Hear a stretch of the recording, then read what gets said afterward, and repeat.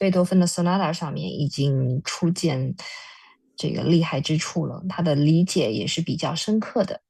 下一位呢，有请我们的特约嘉宾燃飞王。那么，王燃飞呢是被波士顿音乐情报赞誉为激情四溢的演奏和充分展现的精湛技艺。他是加拿大第3位被授予青年施坦威艺术家称号的音乐家，拥有波士顿新英格兰音乐学院钢琴演奏专业的学士和硕士学位。今天王燃飞要为我们做的这个报告呢，是关于 Sonata Form and Beethoven， 也就是奏鸣曲式以及贝多芬。那让我们有请燃飞。Hello， 大家，谢谢温迪老师。我现在好像sorry， 打断一下，Clyde， 你把燃飞变成 host。好的。然后，如果我现在能听得到我钢琴的声音吗？可以，你现在已经是 host 了。OK。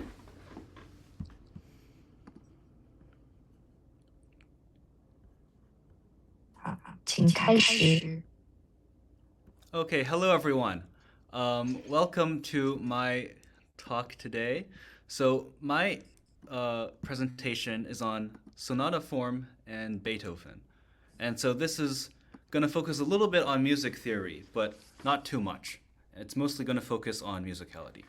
And basically what I want to talk about is what makes Beethoven special. You know, Beethoven is often considered the greatest of the composers, the most innovative, the whatever. But why? And I think the reason is in the form. I think Beethoven is a master of form, and specifically a master in subverting people's expectations of what the form is. So you expect something, and then Beethoven subverts that expectation and does something else. But in order to really understand that, we have to understand what sonata form is and what it even means. So let's get started on this. So the first half of my talk will be a little bit theory heavy, but I'll try to make it as approachable as possible. So a sonata basically has 3 big parts.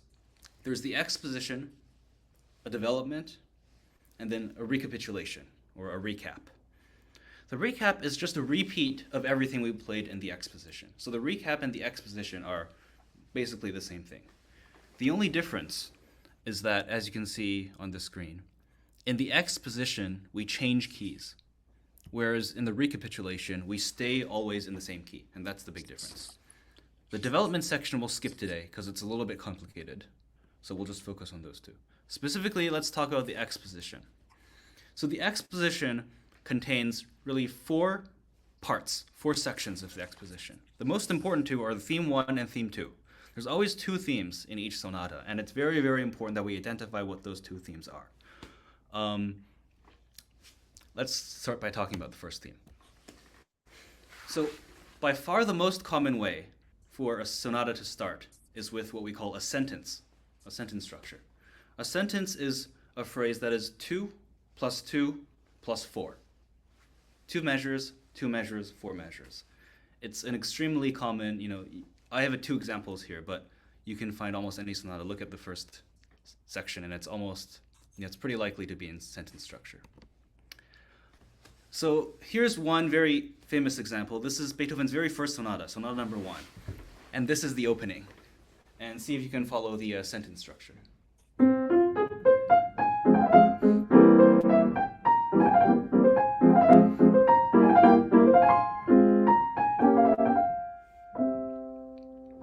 All right, so let me count it out.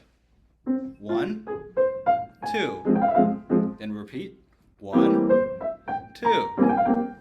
And then 4 measures. 1, 2, 3, 4. Ending on some kind of cadence. In this case, a half cadence. It always ends on a cadence. That's the important thing. 2 plus 2 plus 4. Here's another example. This is Mozart's K310 Sonata in A minor. Here's just the opening. And again, try to identify the sentence structure in here.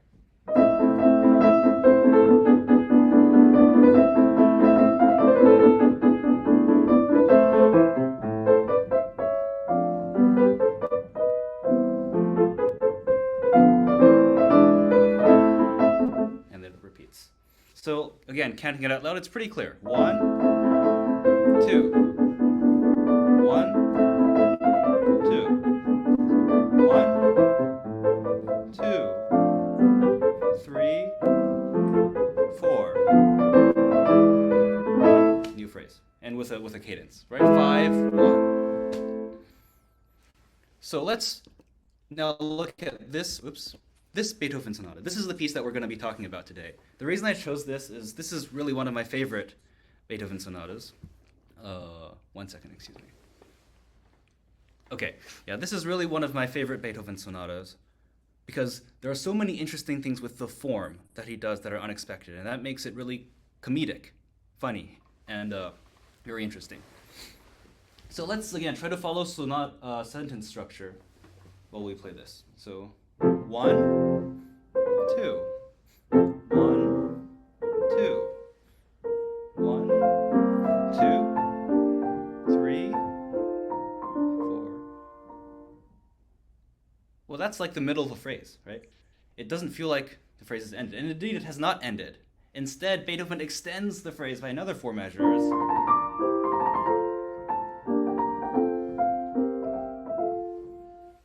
And ends it there. Now, normally, when we're listening to this, we're so used to this piece and listening to all sorts of music that this does not feel surprising. But for listeners of the time and for people who understand the sonata form, that is surprising. Because when we get to here, what we expect is a cadence.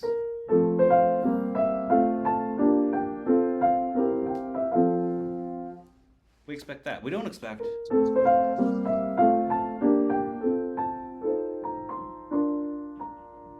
go to 4. So now that you're aware of that, what should we do? How does that inform our performance? Well, it's a little bit unexpected. You're a little bit lost. It's like a question mark. What's happening? Right? So maybe oh,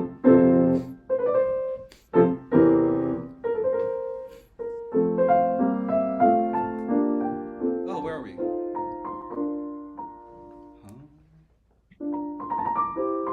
Oh, I found my way home. There's a little emotional, there's a feeling of being lost, suspension, right? And now we understand that because we understand what the typical form is and how Beethoven deviates from that form. So that's just my first example. Now let's talk about the second section. So if we go back to sonata form, you see in between theme 1 and theme 2, there's this transition. And this is basically the passage where we change keys.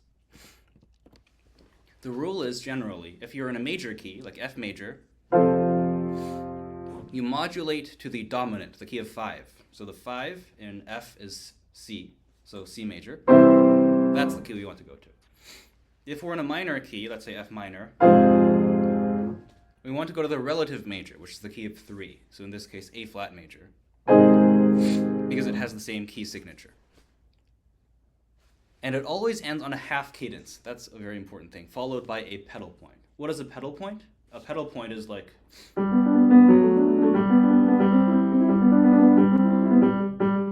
you continuously emphasize one harmony or one note over and over and over again. You basically get stuck on a single note. Okay, so let's look at a typical transition. This is an example from Mozart K310. I've marked on the score the relevant things, so you can take a look. And so we end the first theme, transition.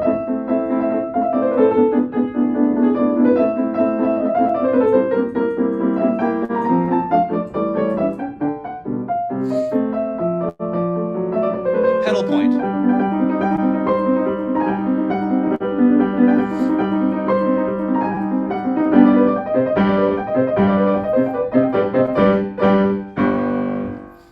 Right, so we modulate, first of all, we've modulated to the new key of C major, right? We're in A minor, so we want to go to the relative major, C major, that we do. And we go there through this big pedal point on G. So then we get into the second theme. It's very natural. So this is a very, very typical example of a transition. Now let's go back to the Beethoven sonata that we're talking about, and let's see how he treats this transition. I think this is perhaps the most interesting part of it. So I'm gonna play the first theme again.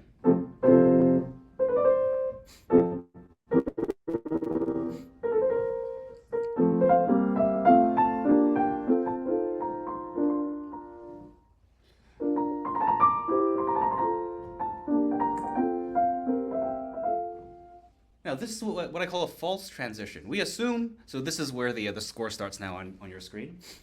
We assume this is the transition now. New phrase. What a shock. That is the augmented sixth chord right there is really shocking, right? And then to 5. First of all, it's shocking in itself, but also there's something wrong here, which is that we've gone into the wrong key. Right? This is E major is 5 of A minor, which is not the key we need to go into. If we're in F major, we need to go to C major. So we've kind of, I don't know, taken a wrong turn and ended up in the wrong place. Uh-oh. And then what happens after that is that we immediately correct our course and go back to C major, like we're admitting mistake. Oops. This is the right key. But C major has absolutely no relation to the E major that came before it. So it's a shocking transition. You go from this harmony to this one immediately, right? So it's quite abrupt. So be a little bit surprised. Take a bit of time when you start it. Or anything like that, when there's unexpected harmonies. So yeah, this is where the true transition begins, right? We're now in the right key.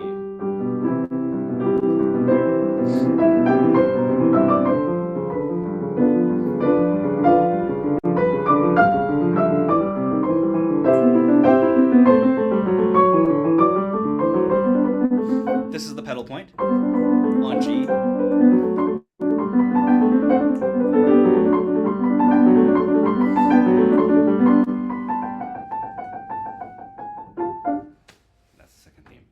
Right, so the true transition, what I call, is normal. But we start with this weird, we jump all over the place and we go to this shocking chord.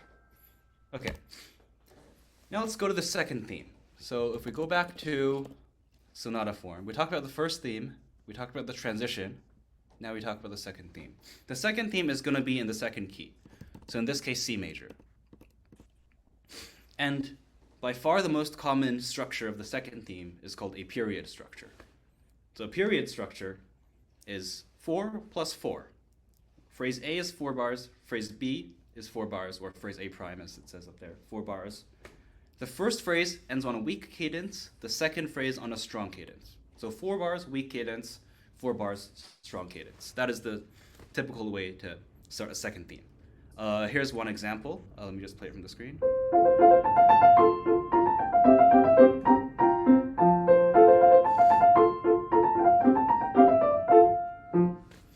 So the first one ends on a cadence that ends on the third scale degree. Si, la. The second one ends on do, fa on the first scale degree. So that's the strong cadence, the perfect authentic cadence. The first one is the imperfect. So then we have a period structure. Another example, this is the second movement of the Pathétique sonata. You have 4 bars ending on a weak cadence, a half cadence, and then 4 bars ending on a strong cadence, an authentic cadence. So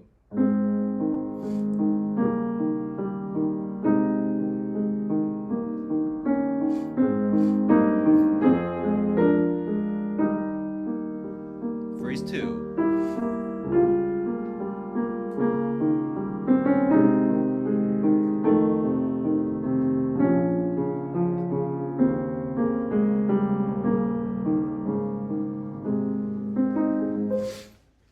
So that's an example of a very common secondary theme structure.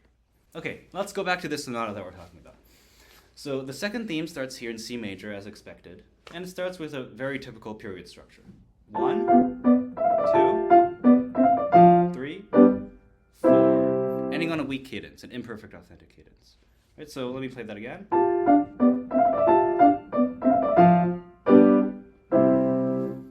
And then the next phrase is the response, right? It's a similar phrase that should end on a strong cadence. This time we're in C minor.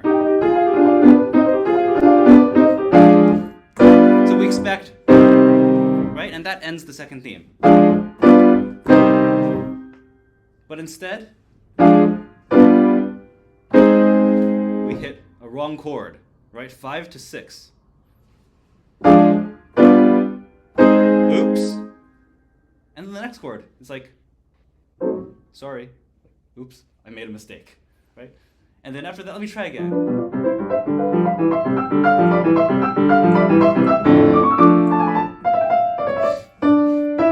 Cadence! And that's the end of the second theme. Closing section. So, what is the point of this?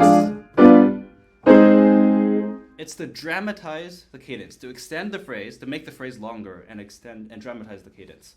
Because once you reach the cadence, that's the end of the phrase. We're done the second theme. We have to move on.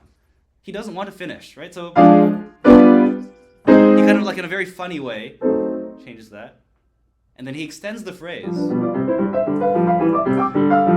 more dramatic here.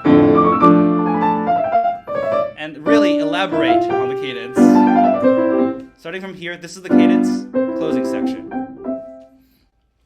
Okay, the last thing I'll talk about that is interesting here is the recapitulation.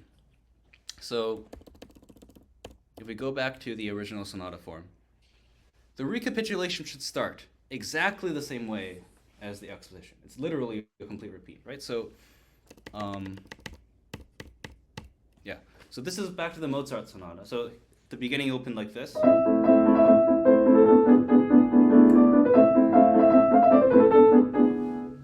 Now, on the screen right now is the recap.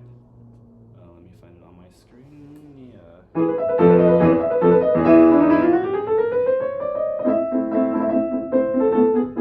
Literally exactly the same. That's the way a recap should be. We're returning to the original theme in the same key. Okay.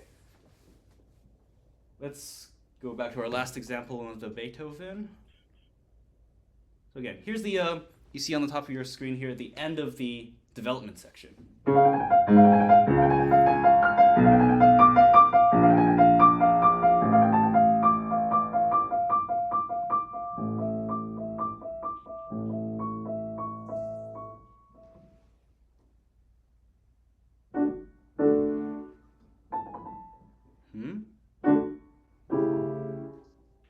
Something's wrong here. The original theme was this, right? F major.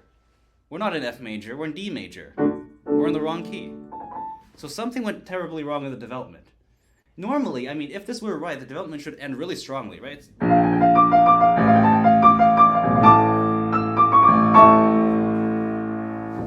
Recap. Right, that's a typical way to end it, strongly. But clearly, Beethoven realizes something has gone wrong here. Notice how it gets softer from here. Oh. Oh. I think I'm a bit lost. Where am I? Oh, that's not right. So take a bit of time here. Act lost. You're wandering. This isn't where I should be.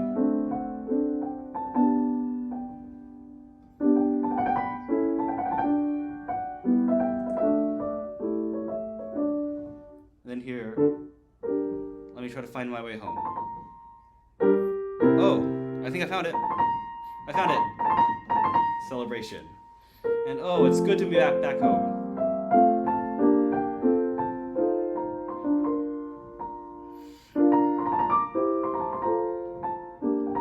And then the rest is the same.